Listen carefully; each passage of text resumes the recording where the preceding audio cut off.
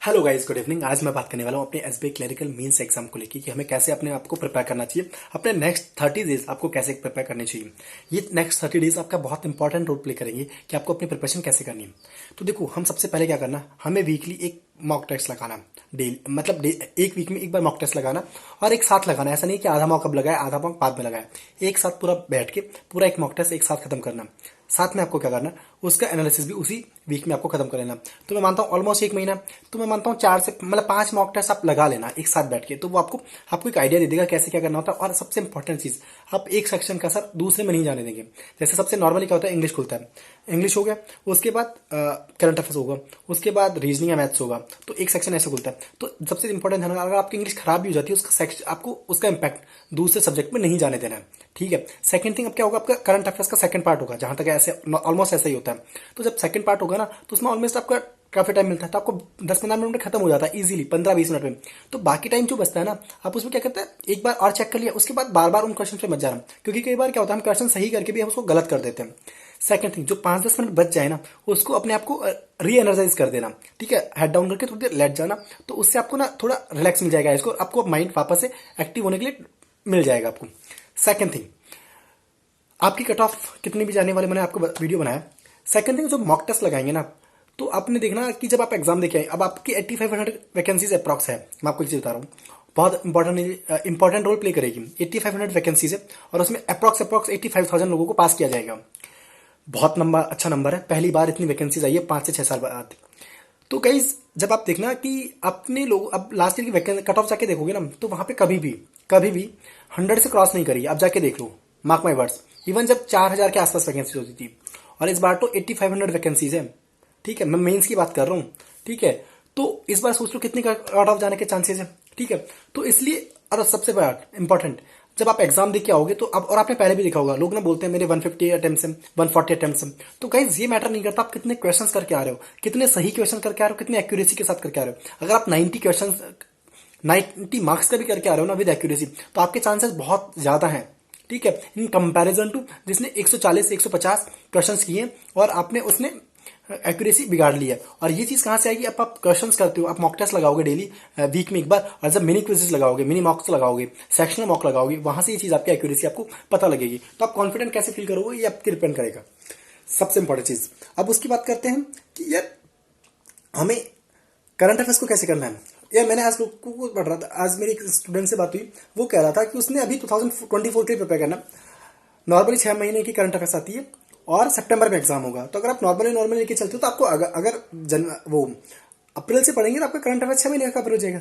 लेकिन टीचर्स और कुछ लोग ऐसे बोल रहे हैं कि आप अभी से करंट अफेयर साथ में लेकर चलो, तो उसका कोई लॉजिक नहीं है। ठीक है, तो वही चीज मैं आपको एसबीआई क्लरिकल में बता रहा हूँ कि आप पढ़ो, लेकिन करंट अफेयर्स में इतना टाइम डिवोट मत कर दो अपना कि बाकी मैथ्स इंग्लिश जिन सब्जेक्ट्स की वजह से सिलेक्शन होता है ना, वो आपके पीछे रह जाए। मैं आपका खुद का एग्जांपल दे रहा हूं आपको, प्लीज एक छोटी सी स्टोरी। मेरे आरआरबी पीओ मेंस में 102.5 मार्क्स थे, करंट अफेयर्स में सिर्फ 11.5 मार्क्स थे, सिर्फ 11.5। लेकिन मेरे 91 मार्क्स मेरे मैथ्स रीजनिंग इंग्लिश और कंप्यूटर में थे, सोचो। ठीक है, मेरे आईबीपीएस पीओ मेंस में मेरे 100.5 मार्क्स थे और करंट अफेयर्स में सिर्फ 8.5 थे। मतलब 91 मार्क्स मेरे, 92 मार्क्स मेरे थे बाकी सब्जेक्ट्स में। यही आरआरबी क्लरिकल मेंस में हुआ था मेरा, जो तीनों सब्जेक्ट क्लियर है, तीनों एग्जाम्स क्लियर है। ठीक है, तो ये चीज बता था। मेरा एसबीआई क्लरिकल भी हुआ था, आपको पता ही है। तो वहां पे ना मैथ्स रीजनिंग इंग्लिश बहुत बड़ा रोल प्ले करेगी। अब मैं ये नहीं कह रहा कि करंट अफेयर्स नहीं पढ़ना, ऑब्वियसली करंट अफेयर्स पढ़ना है, बट अपना पूरा टाइम डिवोट कर देना, this is not the good thing. ठीक है, तो मेरे अकॉर्डिंग आपको 10 घंटे अपने पढ़ाई को अब एक महीने के लिए देना, दैट इज मिनिमम टाइम। अगर आप ज्यादा टाइम देना चाहते हो, that is your choice, but minimum 10 hours आपका होना चाहिए मेरे अकॉर्डिंग।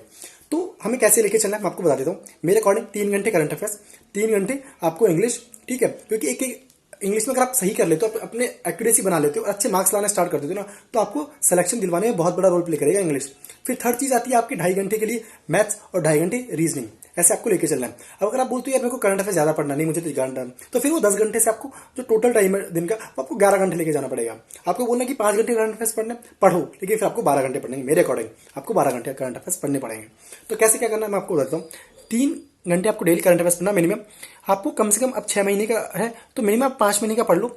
ठीक है, अभी स्टार्टिंग में 5 महीने का पढ़ना स्टार्ट करना, फिर टाइम बची तो आप बाकी 6 मंथ का पढ़ लेना। तो आपको कैसे लेके चलना है कि मिनिमम 3 बार रिवीजन हो जाए। सबसे पहले जनवरी, फिर दिसंबर, फिर नवंबर, फिर अक्टूबर, फिर सितंबर, फिर वापस से जनवरी, सितंबर, दिसंबर, नवंबर, अक्टूबर, सितंबर ऐसे लेके चलना है। ठीक है, कम से कम 3 बार रिवीजन आपका हो जाए और जिस भी टीचर को एक फॉलो किया ना उस पर रिलाई करो, ऑब्वियसली अच्छा आपका सिलेक्शन हो जाएगा, अच्छा मार्क्स आएंगे आपके current affairs, believe in him.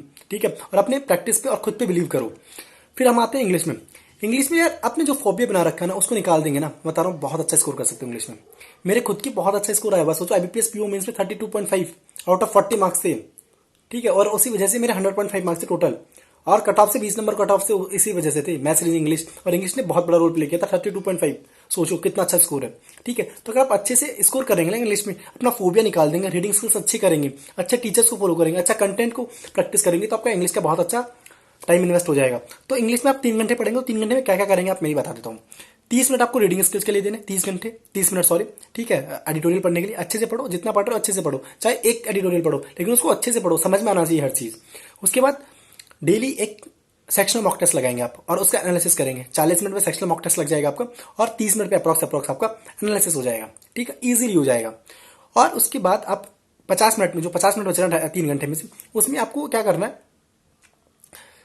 आपको उसमें क्या करना है कि बाकी जो टाइम बच रहा है वो किसी भी टीचर को आप फॉलो कर रहे हैं उस टीचर के साथ आपको क्लासेस देखनी, लेकिन लाइव क्लासेस नहीं देखनी, ऑफलाइन क्लासेस, उनकी रिकॉर्डेड क्लासेस देखनी है, और कैसे क्वेश्चंस करवा रहे हैं, क्या मिस्टेक्स होती है वो समझा रहे हैं, उन चीजों आपको देखना, उन पे वर्क करना है। जैसे निमिषा बंसल मैम सिर्फ अगर क्वेश्चंस करवाती है तो हर चीज समझाती है छोटी छोटी, तो सिर्फ आपको वहां ये चीज नहीं देखना कि मेरा क्वेश्चन सही हुआ या गलत, वहां की प्रोसेस को देखना कि कैसे क्वेश्चन करने होते हैं, कैसे सोचना पड़ता है।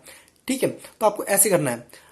30 मिनट रीजनिंग, 30 मिनट रीडिंग, 1 घंटे के लिए वो हो गया आपका निमिषा बंसल की क्लासेस, और 1 घंटे के लिए होगी आपकी एनालिसिस, 3 घंटे। बाकी जिन लोगों को लगता है ना कि यार मेरी ना वॉकैब का बहुत बड़ा रोल प्ले करता है, आप जाके अपने मॉक टेस्ट उठाइए, देखो वहां पे आपके 3 से 4 नंबर का मैक्सिमम आपको वो मिलेगा वॉकैब का पार्ट। ठीक है, बाकी आपकी रीडिंग स्किल्स अच्छी है, आपको पता लग रहा है कि ये यहाँ पे वर्ब आने चाहिए, तो अब मान लो 4 ऑप्शन है, यहाँ पे वर्ब आएगी तो 2 ऑप्शन नाउन, एडवर्ब या और एडजेक्टिव कुछ होंगे, तो 2 तो वैसे एलिमिनेट हो गए। अब 2 बचे, 2 में से थोड़ा सा अब थोड़ी आपने प्रैक्टिस करी, इतनी रीडिंग स्किल्स करिए, तो वहां पे थोड़ी बहुत तो आपको माइंड लग जाएगा ना कि हाँ यहाँ पे कैसा पॉजिटिव वर्ड आ रहा है, नेगेटिव वर्ड आ रहा है, वो आपको चीज ऐसे हो जाएगी। फिर आती है हमारी रीजनिंग की। रीजनिंग के लिए मैं डेली क्या करना, 45 मिनट्स आपको क्रिटिकल रीजनिंग को देना। क्रिटिकल रीजनिंग बहुत बड़ा रोल प्ले करेगा, बता रहा हूँ कैसे। अगर आपको उसको सही कर लेते ना, क्योंकि थोड़ा सा माइंड यूज करना होता है, खुद की क्रिटिकल रीजनिंग, ठीक है, खुद का माइंड लगाना होता है, और थोड़ी उसके बेसिक्स सीख लोगे ना, जैसे हर्षल अग्रवाल सर ने पूरी एक क्लासेस ली हुई है, ठीक है, क्रिटिकल रीजनिंग की, पूरा यूट्यूब पे शायद, तो अगर आप उसको बेसिक्स सीख लेंगे ना तो बहुत ईजी है, और 10 से 15 नंबर आप इजिली ला सकते हो क्रिटिकल रीजनिंग, अगर सही से माइंड यूज करोगे तो 45 मिनट डेली आपको क्रिटिकल रीजनिंग को देना। बाकी 1 घंटा आपको डेली क्विज, क्योंकि आपको क्विजेस लगाओगे तो एक आज क्विज लगाना, नेक्स्ट डे आपको उसके एनालिसिस करना, आज क्विज लगा नेक्स्ट डे एनालिसिस करना। और जो 45 मिनट्स है आप किसी भी टीचर को फॉलो कर रहे हैं, वहां की आपकी इनपुट आउटपुट इनकी प्रैक्टिस करनी है। इनपुट आउट हो गया, कोडिंग डिकोडिंग होगी, ब्लड रिलेशन हो गए कोडेड वाले, ठीक है, ब्लड डायरेक्शन हो गया कोडेड, ये सब आपको प्रैक्टिस करने। अच्छे टीचर का सही कंटेंट होना चाहिए, दैट विल इम्पैक्ट लॉट। ठीक है, उसके बाद मैथ्स में यही करना। अब हमारी जो डीआई है और अर्थमेटिक है, 45 मिनट्स आपको डीआई और अर्थमेटिक को देना। अर्थमेटिक बहुत बड़ा रोल प्ले करेगा, क्यों? क्योंकि चाहे आप डाटा सफिशिएंसी करेंगे, Q1 Q2 करेंगे या फिलर्स करेंगे, जो आते हैं हमारे मैथ्स में, वो बहुत बड़ा कनेक्टेड होते हैं सीधे सीधे हमारे अर्थमेटिक से। तो 45 मिनट्स आप डेली अर्थमेटिक और डीआई को देंगे।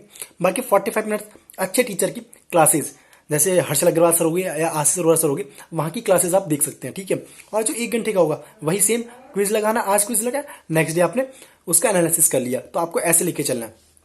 आपको क्या कर रहे हैं, वीक में एक फुल मॉक टेस्ट एक साथ बैठ के, बाकी 45 मिनट्स आपको वो एक मॉक टेस्ट डेली, आपको सेक्शनल मॉक टेस्ट आपको लगाना इंग्लिश के लिए, और बाकी रीजनिंग और करंट रीजनिंग और मैथ्स के लिए आज मॉक टेस्ट लगाना, नेक्स्ट दिन एनालिसिस करना। सेकंड थिंग, मैथ्स और रीजनिंग में आपको एक चीज बताता हूँ, बहुत बड़ा रोल प्ले करेगी। जो स्टार्टिंग के 5 मिनट्स है वो इस चीज में इन्वेस्ट करना कि आपको मॉक टेस्ट कैसे कैसे पूरे क्वेश्चन पे गो थ्रू होना, और उसमें देख लेना किस किस टाइप के क्वेश्चन और मुझे कौन कौन से करने हैं। वो 45 मिनट्स में जो आपको क्वेश्चन करने हैं वो 5 मिनट में सेलेक्ट करना बहुत बड़ा रोल प्ले करेगा। अगर वो 5 मिनट आपने सही से इन्वेस्ट कर दिए, तो वो 45 मिनट्स आपके बहुत सही चले जाएंगे। कई बार क्या होता है, बिल्कुल इजी क्वेश्चन आता हो और आप लास्ट में जा ही नहीं पाते और वो क्वेश्चन कर ही नहीं पाते हो। इवन 4 डीआई आएगी तो उसमें एक डीआई डुएबल होगी, 4 पजल आएगी उसमें से एक पजल बिल्कुल डुएबल होगी। तो आप 45 मिनट्स कैसे इन्वेस्ट करने वाले हैं वो 5 मिनट पर डिपेंड करेगा। ट्रस्ट में गाइस, अगर 5 मिनट सही से इन्वेस्ट कर लेते हैं, और ये चीज़ कहाँ से आएगी, आप जब मॉक टेस्ट में ये चीज़ अप्लाई करेंगे तभी वो आप एग्जाम में, रियल एग्जाम में अप्लाई कर पाएंगे। तो मेरी तरफ से यही था। फिर भी आपको कुछ लग रहा है कि मैंने कुछ मिस कर दिया तो प्लीज़ मुझे कमेंट सेक्शन में पूछ लीजिएगा। ऑल द बेस्ट, अच्छे से पढ़ाई करते रहो यार, और बहुत अच्छे से मेहनत करो। ऑब्वियसली इस बार बहुत अच्छी वैकेंसी है, सही से मेहनत करोगे फाइनल सिलेक्शन हो जाएगा, ट्रस्ट में गाइस। ठीक है, bye bye, take care, enjoy और पढ़ते रहो।